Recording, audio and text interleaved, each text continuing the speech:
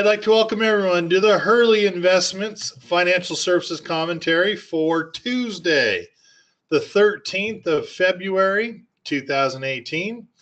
Guys, I'm excited to talk with you only because of everything we've seen in our stock market here. So if I can just ask you guys a couple questions, how would you define the stock market over the last week or two? I guess week and a half. Give me your version of the stock market over the last week and a half.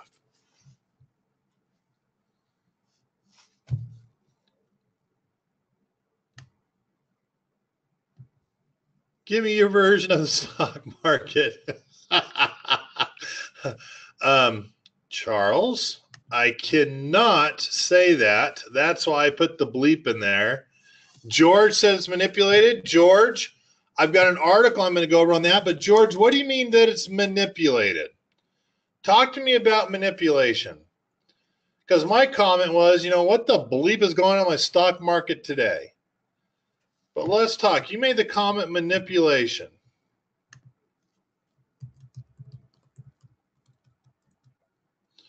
Manipulation. Or manipulated.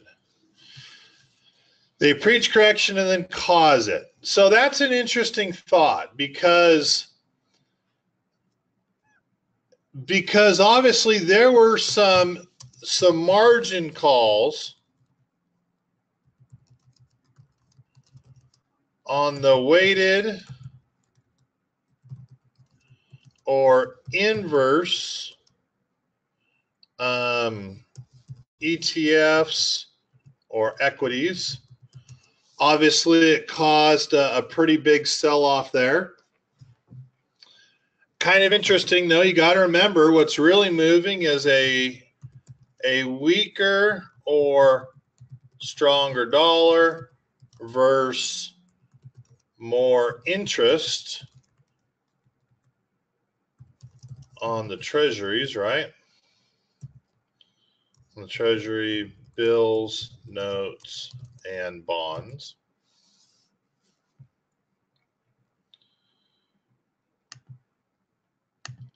Looks at the end of the month, funds rebalancing plus Fed head change plus inflation effect plus profit is taking uncertainty tone. You hit a bunch of those that could definitely be part of it, right? We could do end of month rebalancing, and I'm going to talk about that here in a minute. New Fed head Powell. Kind of uncertain what he's going to do, if he's a hawk or not, right? Inflation. Profit taking. And if I can't throw one more thing in there, obviously it was program trading, right? Probably the best example that our markets move too fast, too quickly, as program trading hasn't set their buy orders. They put their sell orders for stops, pushed it beyond what market makers can handle, but they didn't have their buy orders. They haven't got them through the SEC to make sure they're not going to own 10%. Definitely could do a lot of rebalancing too. A lot of rebalancing, but usually rebalancing is before you get a 6% gain in 1 month in January. You normally don't see rebalancing at the end of that month because, in all honesty, if you're in a 730 or 60-40 fund, the rebalancing should have happened back in December. We should have seen that rebalancing in December. We shouldn't have had an up month in January, especially the way we did. So rebalancing is a very small portion of it. Did anyone just wake up and look at the market and go, my gosh, not again?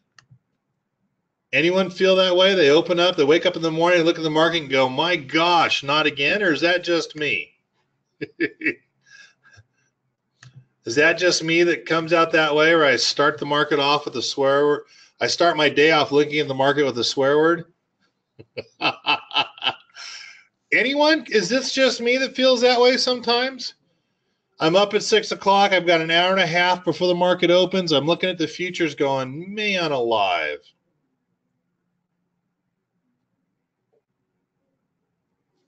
Well, thank you. At least Charles said, me too. Maud, I've been known to say a word or two. Maud, thank you very much for not hanging me out there to dry. So, Maud and Charles, thank you. Well, I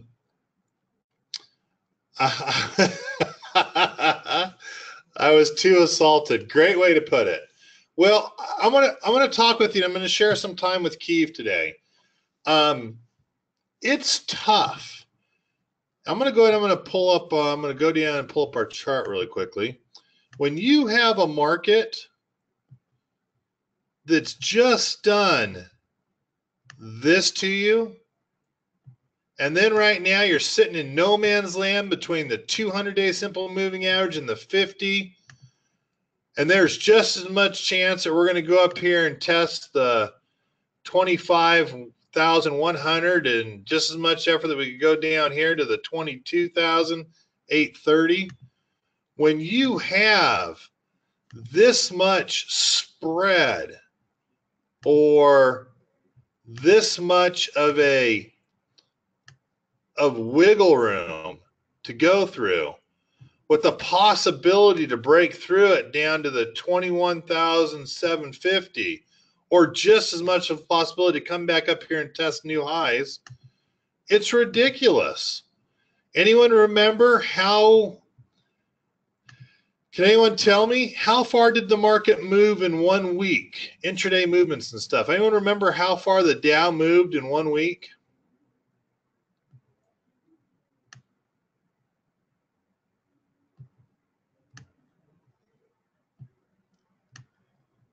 Trying to give you guys a hint, right? Holy Toledo, let's try 22,000 points.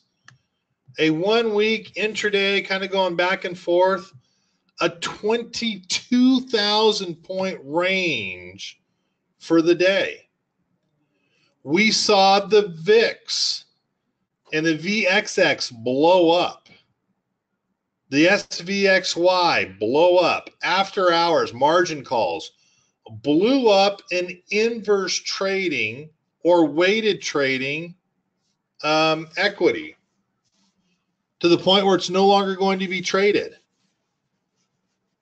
There was significant amounts of fear. When you see the market go from 800 to 1,600 and then bounce back up, you're like, whoa, that's not right. This big day right there. Hey, where are our saving grace circuit breakers? Something that was supposedly in place that we didn't even hear about.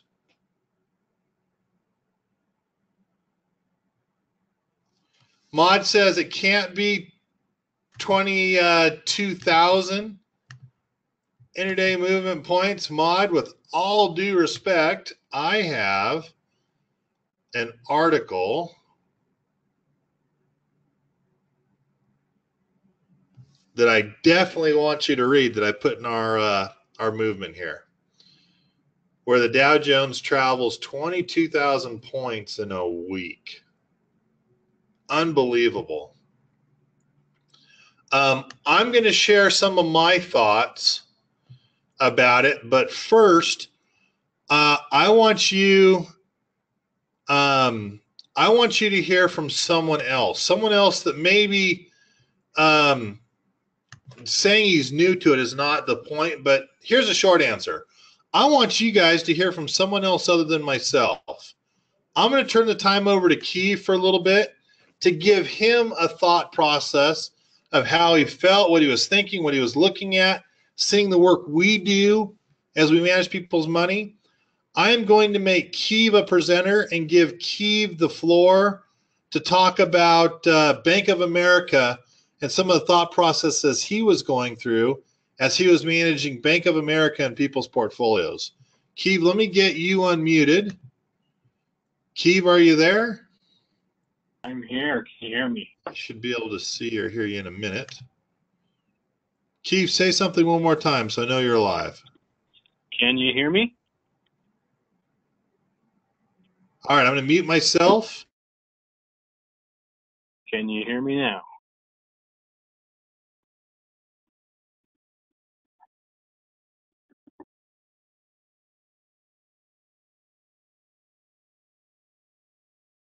All right. Can anybody hear me?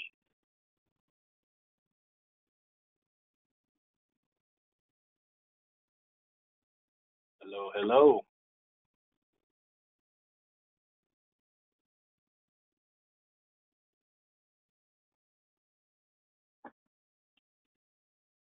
If you can hear me, go ahead and type in something where I know I'm being heard.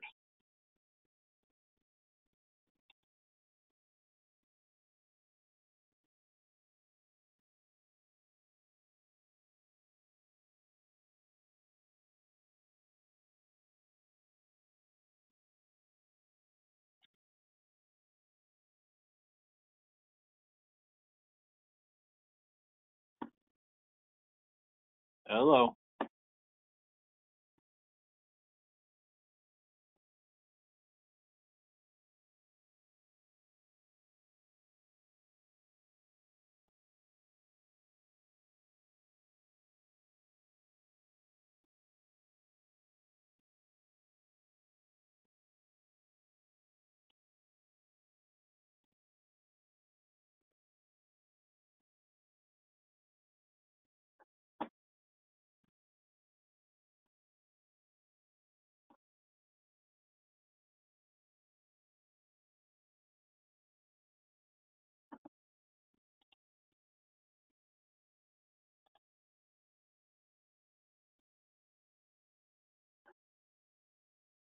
Kevin, if you can hear me, I don't think anybody is hearing me. I'm not getting any questions or responses.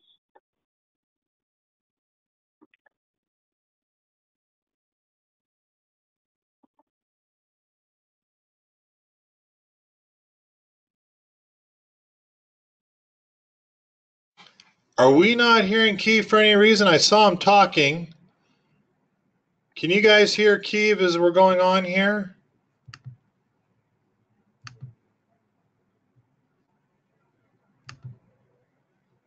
No, we're not hearing Keith.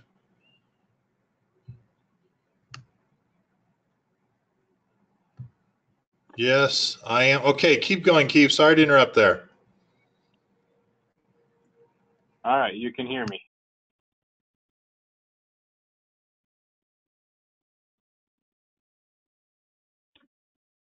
Hello. Can everybody hear me?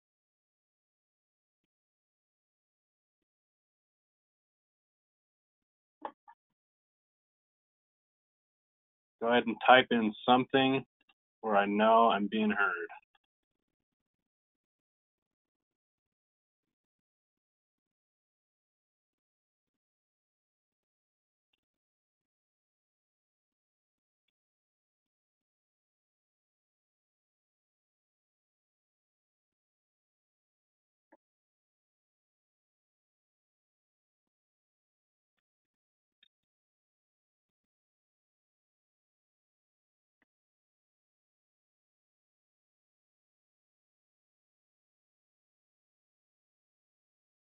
All right.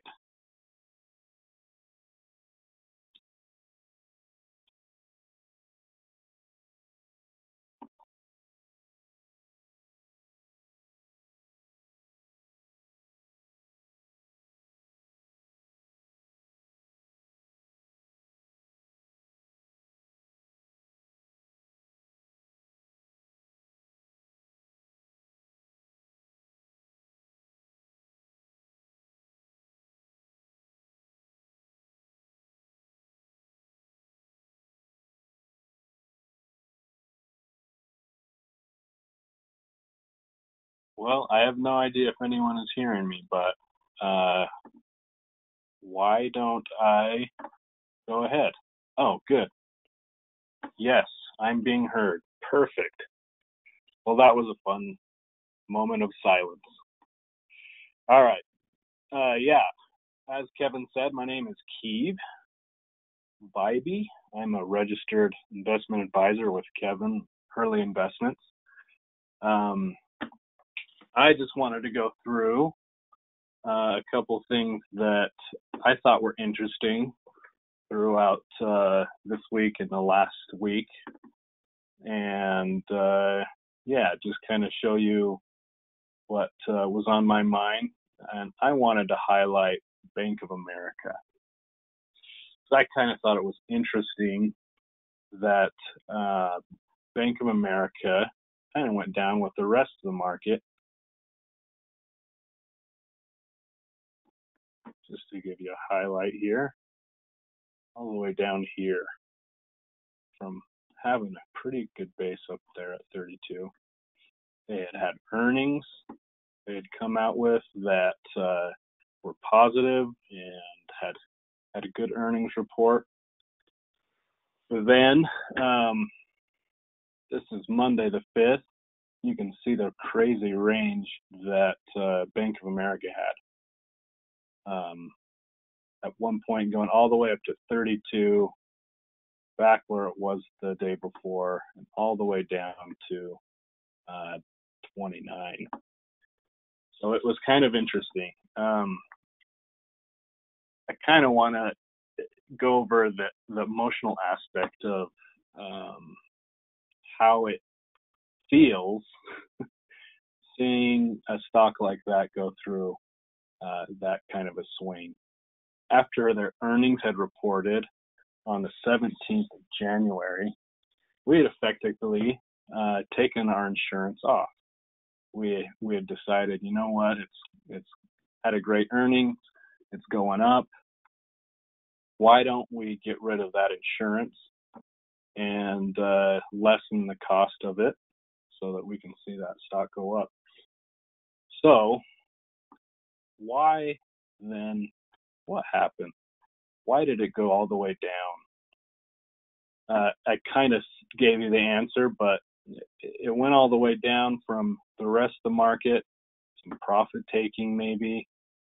But one thing that I had to think through as I was seeing some of these swings was, has anything through here, through this whole week, changed fundamentally with Bank of America? And technically, you can kind of see this blue line is the 50-day, this red line is the 200. Don't really care about that right now. We really want to see it at least stay above that 50-day. That's kind of our technical part that, we want to see that as support. Well, let me give you a chart, another chart here. This is February 5th. So this is the same day here. You can see that high and the low. So this chart shows minute by minute, way over here, the beginning of the day and the end of the day over here. So you can kind of see, it stayed along here at 32. The last 2 hours of the market came all the way down here, bottomed at 29 and shot right back up. So when you're seeing it pass by these support levels, go back up here. Let me erase these. This 30 is a good support level. When you're seeing it the last few minutes of last 30 minutes, hour, seeing that stock go all the way down and thinking, oh my goodness, this is going to break support. This is going to go down. Remember, we didn't have protection through all of this. And the temptation, obviously, is, oh my gosh, we need to throw on protection. We need to go in, buy some insurance, and make sure we're covered because it's going down like no tomorrow. And then you see this. It's gone all the way back up to 31. Just a few minutes.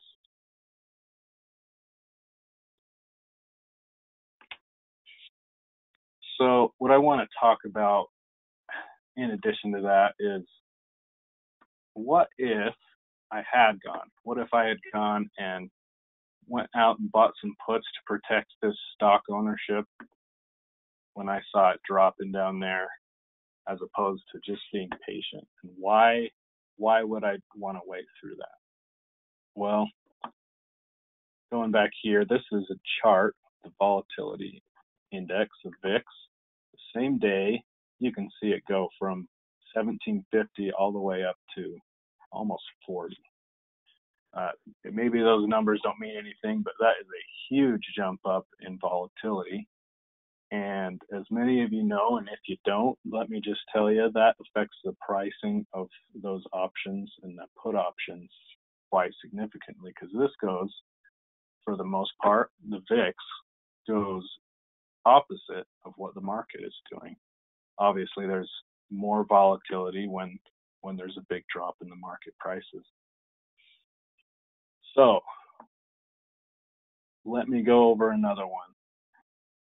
Another day, February 9th. You can see this day over here had a nice swing, 5% swing on this day. Not quite as much as this 8% swing on the 5th, but this one was pretty interesting.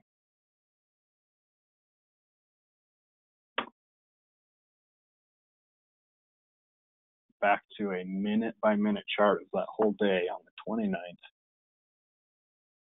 Throughout most of the day, it had held support, or had traveled around $30 that we're kind of looking to make sure it stays above. Well, you can see this part right here all the way through the afternoon, at least East Coast afternoon. You can see it dip quite a bit below. Now remember, when this is happening, you're not seeing all of this. This hasn't happened yet. So when you see it below that level of support that you kind of want it to stay above, and you get a little worried and think, what do I need to do? Should I go out and buy some insurance? I'm not protected on this specific stock. Well, then to see it come way back just an hour later and finish all the way back up pretty close to 30.5.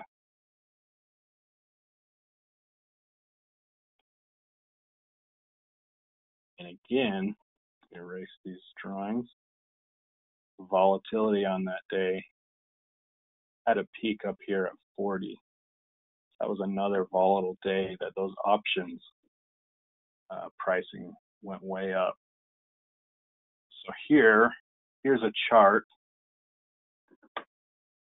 of the option pricing for Bank of America March monthly 30 strike puts.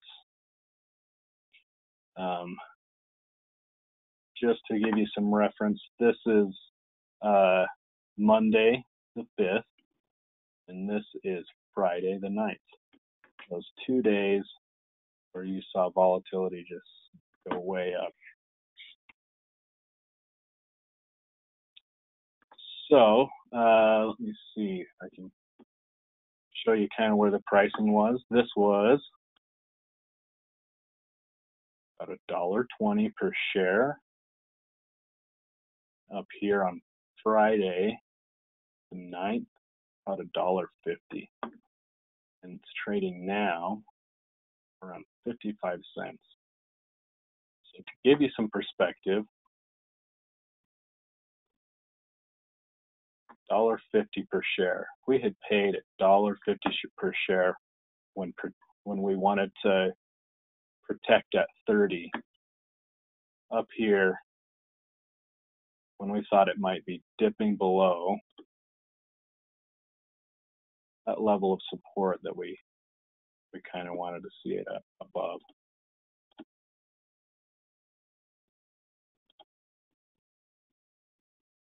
Paying $1.20 over here per share, and $1.50 up here. And just to give you some perspective, just those next days,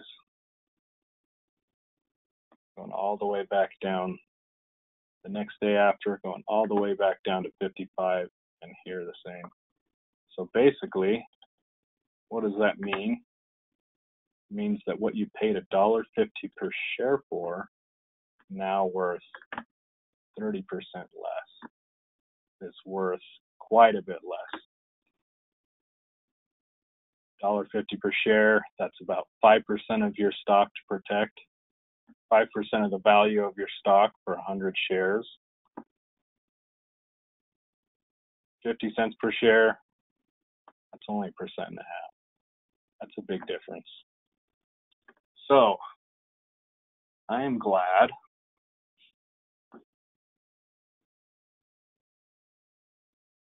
that we were patient through here. So, give you a perspective, $1, as you saw up here, $1 per share, and go up to the main chart. This was an 8% movement this day. 8%. This was a 5% movement. It would have been pretty crappy to get super scared and go and throw on all of his protection all at once, only to see it lose tons of value the next day.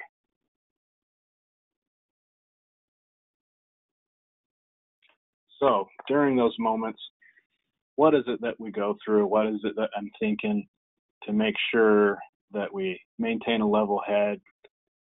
Because it can get pretty easy to get a little emotional and want to feel like you need to do something. Well, for one, as I talked about earlier, we knew Bank of America had fantastic earnings. There wasn't any news of any fundamental difference or problem or any other news that might have changed that story. So that gave me more confidence knowing that I could kind of wait things out. There wasn't any changes. It was basically getting pulled down with the market and going back up. It had maintained this level of support on a 50-day pretty well. It's bounced up all the way back up above $31. Maybe it will test it again. Who knows? But you know what? I am pretty glad that we didn't let emotion make our decisions. Being a newer guy, it's kind of nice, I have to say, to have a guy like Kevin that's gone through a few of these market crashes and can kind of help me maintain perspective. Another thing that kind of helped me maintain perspective through those days was obviously if some of the fear, if you bought into the idea, which we went over last week, it didn't make sense to us, but if you bought in the idea that people were leaving the stock market to go chase over the 10-year bonds because they were up at 3%,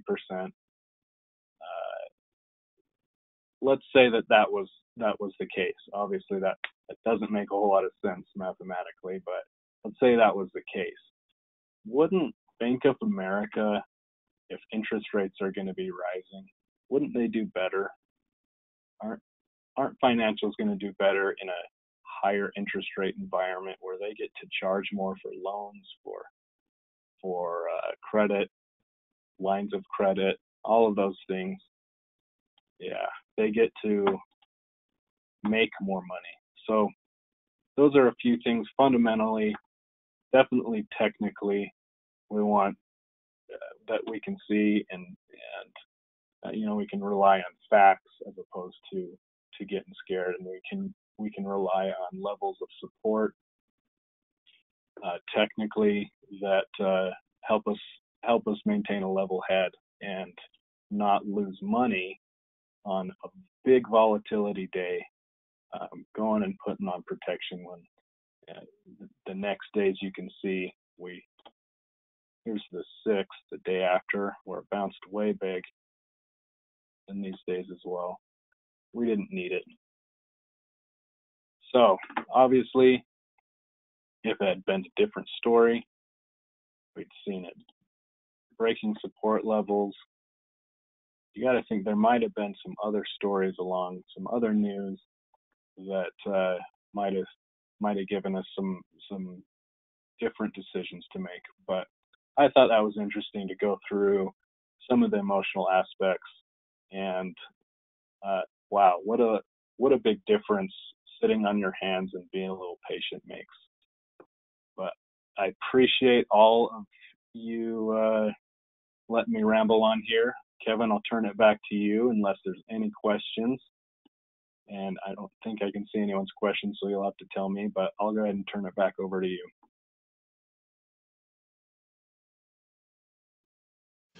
All righty. Let me get that off. Oops, sorry about that. One more time, Keith, would you go back to that volatility? There you go. The one more down, the volatility chart it's a black one, all the way down. Go down a little bit farther. Go down right there. So what Keith is trying to say in plain English here, volatility crush, right?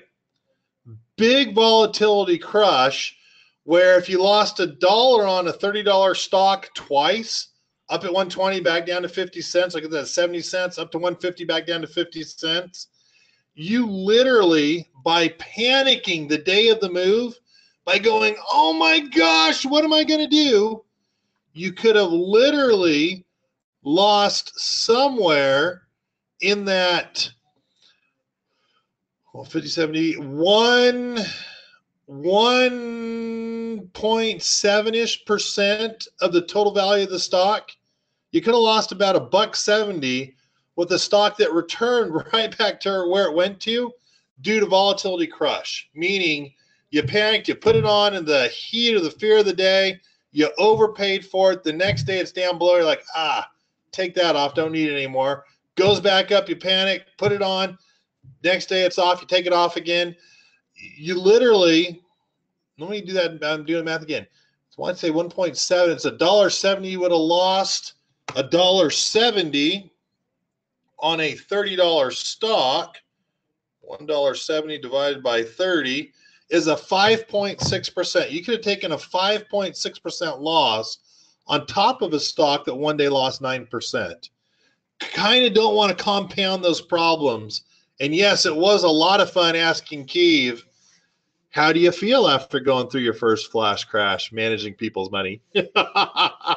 I know he'd gone through it before, he's seen it before, but welcome to going through a flash crash if you haven't gone through it again before.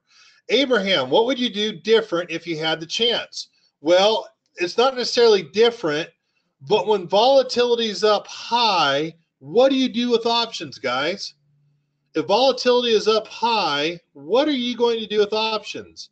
Keith, I appreciate you taking the time to let everyone hear from someone other than myself what they were thinking, what someone else was thinking. But with options, what do you do when options are high in volatility? You sell them. There you guys go. So when volatility is high, you sell them. For people that are with me, you're going to see I moved around options on the SPYs. I was selling volatility on the SPYs. I also bought and sold some short puts. If you go through last week, you'll see a bear put spread on Ford that I initiated. That was beautiful. Nothing like getting 87 cents or 85 cents when my maximum profit is 77. So when volatility kicks up, usually selling options, credit spreads, covered calls, in the money covered calls are really smart to do because you're going to get quick bleed off, and the next day with the zero market or market up, 100 points, you can see 50% bleed off on those high volatility spreads. So what would you do different if you had the chance? Abraham, not necessarily different, but you sell credit, you sell premium up high, and when it bleeds off the next day, you go ahead and you take it off and you book your profit. Someone might have said, well, Hurley, Keeve, you just got awfully damn lucky. I know someone here is thinking that, so you don't have to. Charles, thank you. Of course, Charles says, damn right. So, yes, what if it didn't go down? What if it didn't go back up? What if it continued on down? You do have steps or low volatility when you put it on. In all honesty, there are days when you get a volatility shrink and you say, you know what, lesser two evils, I got to have it on. Our next level down could be something like a 5,000 point drop. So there are levels that you can look at that sometimes, yes, you're going to bite the bullet. But if you got to bite the bullet and put on long put protection, what do you do to fight volatility in that case? What do you do to fight volatility if you're just like, man, I've got to put on my protection? What are you going to do to fight volatility then a little bit? When you know you've got to buy your protection and it's higher than expected volatility. Spread, you know what, Mod? That's not what I'm thinking, but that's what I did. Yes. You do a spread will help you because that short position, your spread, will offset some of the volatility on the long. Obviously, sell volatility, but if you have to buy, you're looking at those long puts. You need a long put protection. What else can you do to kick off that volatility, kick it down a little bit? Really try to limit the theta or the theta crush that could come up. What if I told you, well, in the money spread is also true. Abraham, I wasn't thinking of that, but you are exactly right. What if you go a little bit farther out in time? What if you push your long put out to a time that the near-term volatility hasn't quite pushed it out? I don't know if I'd go to a leap, Mod, but in that 3 to 6 month time, 4 to 6 month period of time, might really help you in that near-time volatility because it won't affect it exactly the same way. But yes, that's an idea. A leap or a farther out in time will push you outside of the near-term volatility. And that's also another way, if you've got a purchase, you're going to be in good shape. Guys, we're in no man's land. Plain and simple, if you look at the Dow, there you go. We're still bearish. Technically speaking, we're bearish, right? But in between the 50-day and 200-day simple moving average with a horizontal, right? Good thing I can spell at the same time.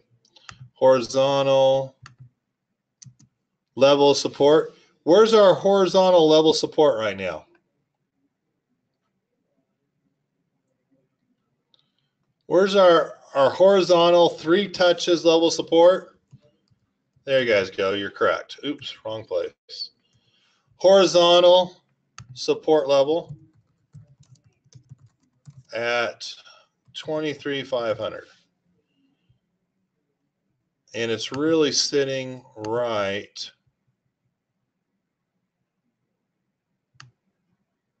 in that range. Maybe a little here, maybe a little here, but that's more resistance.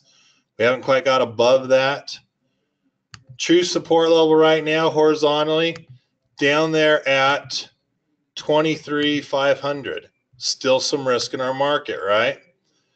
S&P looks a lot like it. Still bearish, right?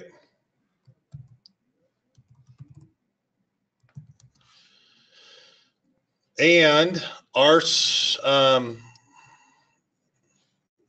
bearish in between the 50 and 200-day simple moving average with support. This is horizontal support again, really not down to 25.75. In fact, looking at this chart, if I can make a question for you, and I'll get that question in a minute. I'm going to ask you guys. Let me launch a poll for you really quickly.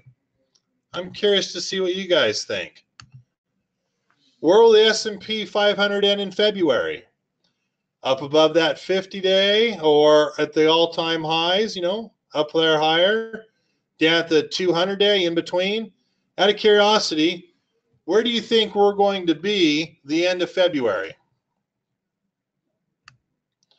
Give me a vote. I'm going to have you guys vote. I chose on the high side 2750 or higher because that's our gap, right? That's our gap that we see on our chart that I can't show you right now. All right, guys, hurry up. Do a couple more votes. You have a new window that popped up that's going to say, you know, it's a poll question. Where are we going to be? We've got a couple of you. It looks like 30 of you have voted. We're going to be at 2720, the 50-day simple moving average, 2662 where we're at right now, 2600, or 2542, which is the 200-day simple moving average.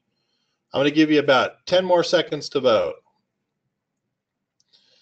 5, 4, 3, 2, 1. All righty. I'm going to close that poll off. I'm going to share it with you guys. Split right down the middle for having 2/3 of us voting. I guess that's about what? 9 out of 14. 2750 plus, which means we're going to get back up to. I'm going to hide that. Which means most of you think we're going to get right back up to our gap, which also has a very small level of resistance. That's what you guys think. So we're going to get above the 50-day, above the resistance that we've hit for a couple days now right here. And you think we're going to end up back up there, which is interesting because we started off at 28.25. I would think personally, if you ask me, I would vote for the 2720-ish. I would probably vote for that 50-day simple moving average, and it comes right back down to historically February is not a good month in the market, and for the most part, I would tell you our big bellwether stocks have already traded. So I'm not sure I see a big bellwether stock in the near future that's in my thought process. NASDAQ, pretty much the same, still bearish, but closer to testing the 50-day simple moving average. I touched my screen. Now, a lot of what depends on what's going to happen into the near future, a lot of it depends on this week. And this week could be very interesting. That's my best way to say it. How would I kind of make it better understandable? If you ask me where we're going to finish this week, I'm going to tell you higher. And the reason I'm going to say higher comes down to short covering for short options on monthly options expiration on Friday. Can you buy that with me? Would you think that, hey, people are going to cover their shorts and off they go on Friday for their monthly options? Pretty interesting. Pretty interesting on what you could think about. We were going a little bit long tonight, but I hope you guys don't mind.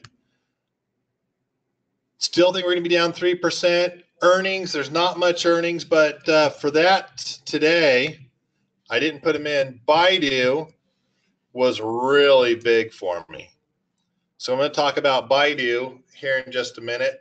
I'll fill in the rest. Well, I might as well fill them in now, right? Apron reported today. Cena reported. Under Armour today. Great Under Armour report. In fact, for some people that had cash, I entered Under Armour purchasing in that $16.70 range and adding an $80 March 29th covered call. I'm looking at a 10% return in the next month with some protection, knowing Under Armour can go much higher than that as they're down from 50. If I see Under Armour go above the $18 strike price, I'm going to add some leap long calls in place. Fossil also knocked out of the park, a $9 stock that's now trading at 13. Pretty fabulous. Tomorrow, Groupon reports. Hilton, Tap if you're a Coors drinker. SodaStream reports tomorrow. ABX Gold reports tomorrow. CenturyTel reports tomorrow. CF reports tomorrow. Marathon Oil and Marriott. Thursday, Waste Management reports. CBS reports. Flowserve reports and New Skin reports. Friday, more to some of the more traditional VF Corp reports, Coca-Cola reports, Deere reports, and Slumberger? No, let's say it's Smuckers, maybe. Is SMJ, is that Slumberger? Wonder if I'm doing that, but pretty amazing. Nothing much internationally. CPIs will move us. I think we're in a little bit of trouble because the CPIs for tomorrow are supposed to be at 0.4 and 0.2. We're worried about inflation, so it would almost be better to see a downtick in inflation, but we're probably not going to have it. Why is our inflation going up right now? So SJM is probably Smuckers then. Thank you, Ida. What's moving up right now that's causing an inflation disparity, or where people are worried about deflation? Commodities, and primarily what commodity is making the biggest move?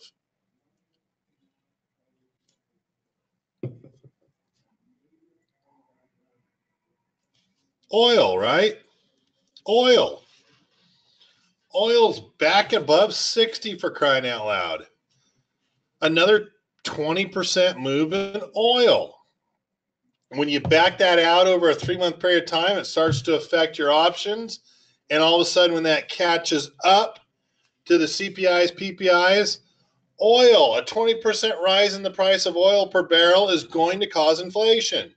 Part of me wants to take these economists, right, and go, my gosh, you economists, in my opinion, have got to be the most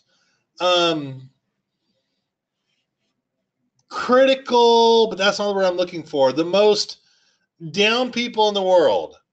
We're going up too high. We need a pullback. Oh my gosh, we got a pullback. The world's going to end. Well, we need some inflation. Oh my gosh, we got big inflation. The world's going to end. It's like, guys, you're never happy. It blows me away when I think of economists and what they think, and nothing's ever right for them, right? GDP. I heard, I don't know if it was Bloomberg or CNBC, but talking like, oh my gosh, GDP's back up to 3%. We're overheating. I thought to myself, really? From 2.8 to 3%? Ooh, we're overheating. Give me a break. That's about the most bonehead thing I've ever heard. So, it'll be interesting to see. I missed a couple questions here. Let me get a couple questions answered. Then I'll look at how I'm looking to trade. All right. Ida, did you buy what's on your watch list? Some new purchases today were Under Armour. And I've got an FCX. So how am I looking to trade? Added shares of UAA with a March 29, 2018, $18 strike short call. Looking for a quick 10%.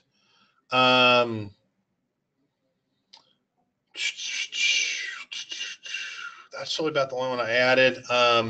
I have an FCX, Freeport McMoran, $19, $20 bull put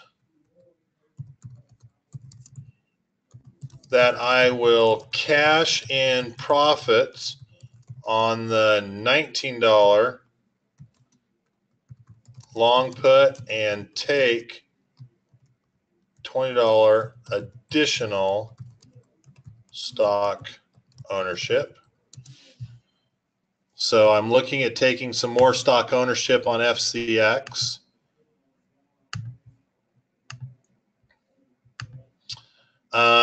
If I can, I had a lot of fun on Baidu. I prepped Baidu a little bit different for earnings.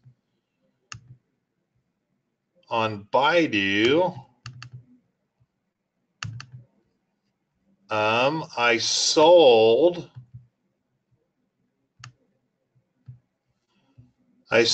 my 250 March puts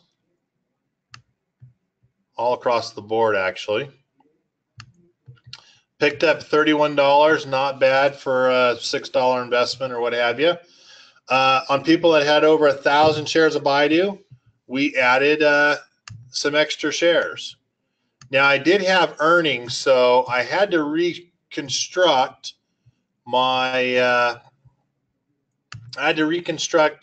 a bear put scenario for protection, in which case I ran into Baidu basically looking like this, which obviously knocked it out of the park today. An extra 300 shares.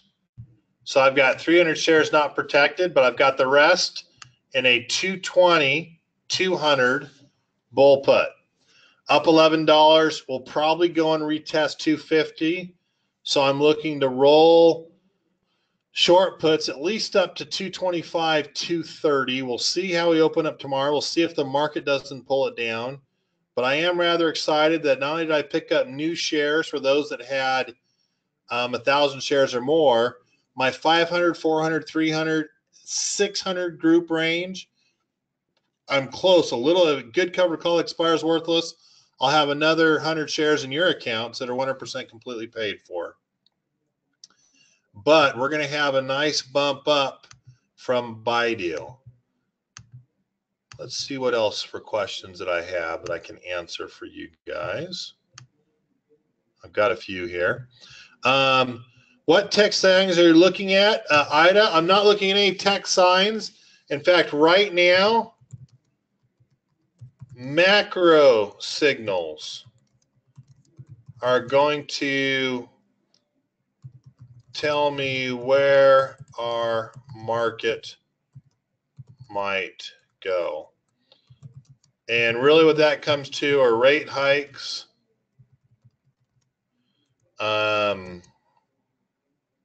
stimulus, repatriation, stock buyback. Those are probably my biggest signals right now. Infrastructure. The infrastructure bill is in place, but it's going to take private equity and private money. So you won't see an infrastructure bill come into play.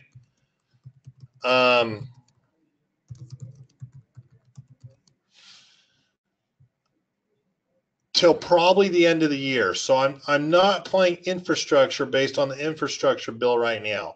Strength of the dollar also. Stronger dollar, our market seems to go down. Weaker dollar, our market seems to go up. Abraham, just discovered TOS has a liquid ETFs trading 24.5. How would you use that example for tomorrow? Usually those type of ETFs, Abraham, are weighted. They're times 2, times 3. They're inverses. I collar trade. In fact, if I can go back up to what I do, the reason why I collar trade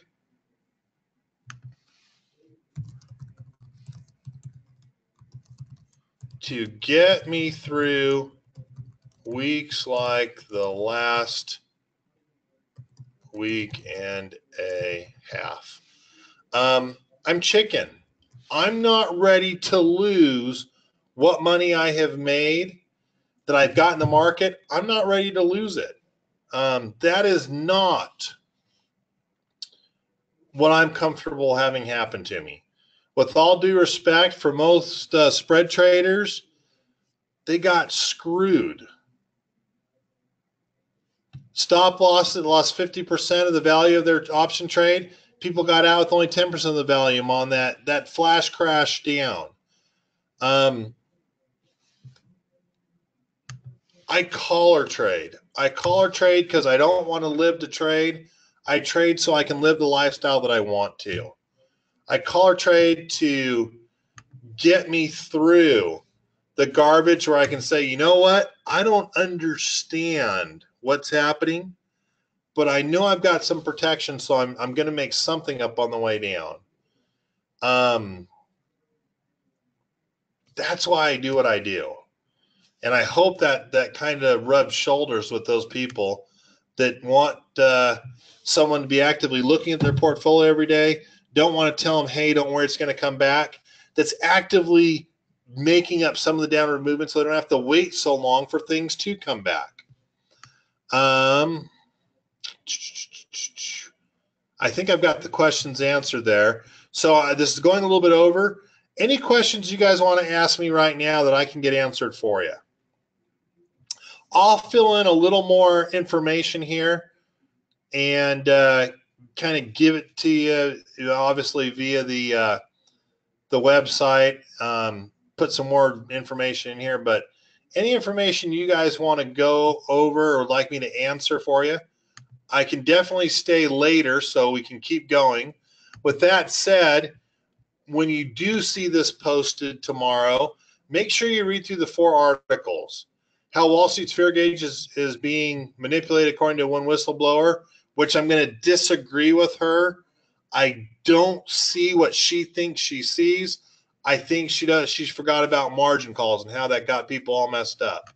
Very interesting article on the market's wild ride and a warning that we could definitely go down farther. Duh, 50-50 chance, right? Dow trailed 22,000 points in one of the wildest weeks since the financial crisis. And the market itself is only shocking because of all the smooth sailing that we've had. I would definitely look at some of these and have it judge or have another look at what you see when you're trading. But any other questions you guys have that I can go over with you right now, I want to thank Key for taking some time so you can see someone else's thought process as they struggled through a week. It was obviously not an easy week. It's okay to admit that you struggled. Abraham. Yeah, so Abraham, obviously the SPYs are 24/7 on different indexes. Same with the Dow. The IWM and the Qs would make sense. The U.S. dollar, I don't play the U.S. dollar as an ETF. you'll get quicker returns and better returns doing a Forex play. Dollar against the won would probably be the best way. With the dollar falling, you're shorting the dollar, you're trading the won, and that's a pretty smart or a play that's been working. Let me take a quick look. The euro against the dollar. The euro's rise significantly against the dollar too, so you could obviously short the dollar and play the euro. I don't do a whole lot with a lot of the ETFs because sometimes the ETFs are an ownership, a stock ownership, in which case you get a Schedule K, and no matter, it's where they end the year that you get taxed on. Ida, do you find Bank of America a hard stock to spread trade? Yes, Bank of America, because it can have 9% one-day moves and the uptick in volatility that you saw Keeb show you on how that moves options, I would not spread trade Bank of America ever. I would collar trade. And again, to be 100% honest with you, right now I am in my adjusted collar is a $30.50, $31 bull put. I've got short 31s that I'm playing against 30.5 long puts for an earnings report that we've had to sweat bullets. There's some accounts that we're going to take more stock ownership possibly of Bank of America. There's some where we're going to get it in and have a margin call where first thing on Monday, I'm going to have 2 hours to sell some stock off. Now I'm going to do it for a profit. We've got a cost basis. Keith, where do we have a cost basis on some of these? Cost basis maybe down at 23. Keith, if you have an idea, where's the cost basis on some of our Bank of America? Keith says 23 to 25. Thank you, Keith. So yes, I'm going to take some stock ownership. I'm going to raise up my price, the average price of my shares, and I very well could get stuck with Bank of America stock added to it that I'm really going to have to deal with a margin call on Monday for some accounts. I'm okay with that. But yes, the short answer is when you have a one-day 9% possible movement in your stock, really hard to spread trade because it throws everything out of whack, which means you might be stuck in your spread trade into the last day of options expiration, where you're going to see a huge bleed off to let you know if you're going to make a profit or not. So yes, Bank of America is a hard one. Micron sucks. I hate Micron. You want a hard one to spread trade or even collar trade? There's Micron. Micron is only a protective put type of stock. Big swings, moves it up and down through adjusted put protection through short calls. It's just a booger. Any other question you guys have that I can answer for you? With that said, George, glad to hear you. Marv, been a while. I'm glad you're back. Rich, obviously, always a pleasure to see you, and Steve. Abraham, you're always here. Ida, thank you. Maud, you're here. Charles, you're here. David and Lance, you two are regulars. Always good to see you guys here. Jeff, it's been a while since I've seen you here too. So good to have you guys here. If there are no more questions, guys, I appreciate you being here. I hope this was helpful for you. I hope this gave you a second point to look at on how someone else looked, stressed, worried through the market. I also hopefully it helps you guys see that the same stress as you feel, we feel as well. We're just held more responsible for it, right? All right, guys. Hey, I don't see anyone here. Have a great night. Thank you, Ida. I just said yes, thanks. Appreciate the insights. Great meeting, Rich. Perfect. Guys, take care. Have a wonderful evening. I'll get my notes all up, and we'll see these posted sometime tomorrow, and we'll get this recording out to you. Have a great night. Talk to you next week. Bye-bye.